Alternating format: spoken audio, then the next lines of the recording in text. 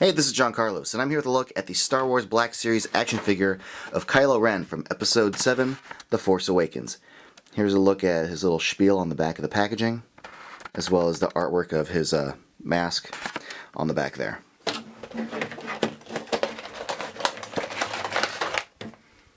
Now, if you've seen my other Black Series figure reviews, you know that I hate cloth on plastic figures.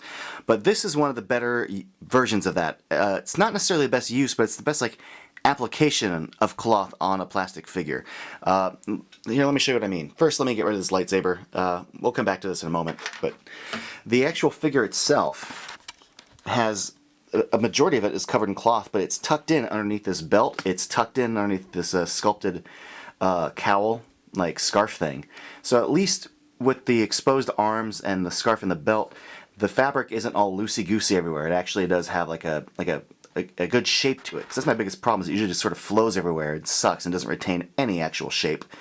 Also, there's layers to it, and they actually stitched the edges. Normally they've got these sort of frayed edges and they look like crap, like this back end here, which is all frayed and gnarly. Same thing with the bottom. These always tend to look pretty crappy. You can see the little threads sticking out there. But at least the front section, they made an attempt to make it look clean and decent, so good for them on that.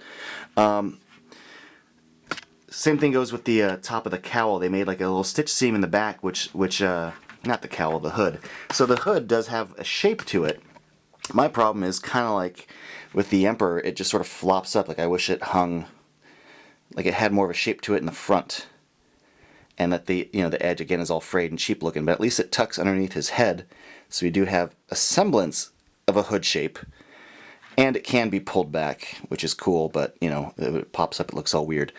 I wish the top hood was sculpted the way this kind of neck scarf was, like the Darth Maul figure. To me, the Darth Maul figure they released in Wave 1 back in the day was the perfect use of like how to make fabric as part of a cloak and a hood, which was like a sculpted rubber hood, and it looked awesome. That complaint aside, this thing is a really cool looking figure. He has a great look to him. I think the use of like the textured arms is great. The belt looks great. Articulation on this is pretty strong, like with a lot of the Black Series figures. Here we'll go for a closer look so you can see his boots, his nifty, I don't know, Knights of Ren boots. But there's the basic angle joint with the swiveling hinge to it, which I love, and there is a double knee joint. There is no boot cut, but there is a thigh cut at the top of the thigh there, as well as the ball-hinged leg at the top of the waist. There is a mid-torso cut. I think you could kind of feel it bend in there, but you can't really get much out of it because there's so much material over it. You got the swivel hinge shoulders, the single elbow joint, not a double elbow joint, just a single, and then you've got the hinged wrist, which swivels up and down on both the wrists. Also, his head does move. It's just a little, can't really tilt it down. You can tilt it up barely. Not really much of a tilt motion because there's so much stuff around the neck, but the sculpt of the helmet does look good. The paint of the front of his mask looks awesome. They did a good job sculpting that mask, but a good job with the silver paint following it. That impresses me. And the overall kind of Vader-esque shape of his helmet does read really well.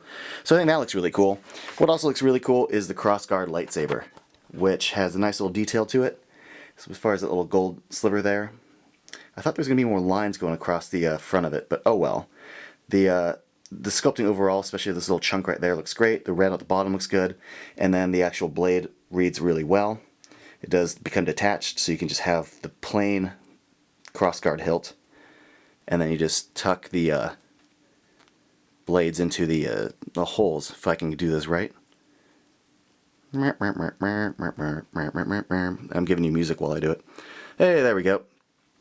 And it fits really easily into his hand, so that's good. Overall, I think this figure looks really, really cool on the shelf.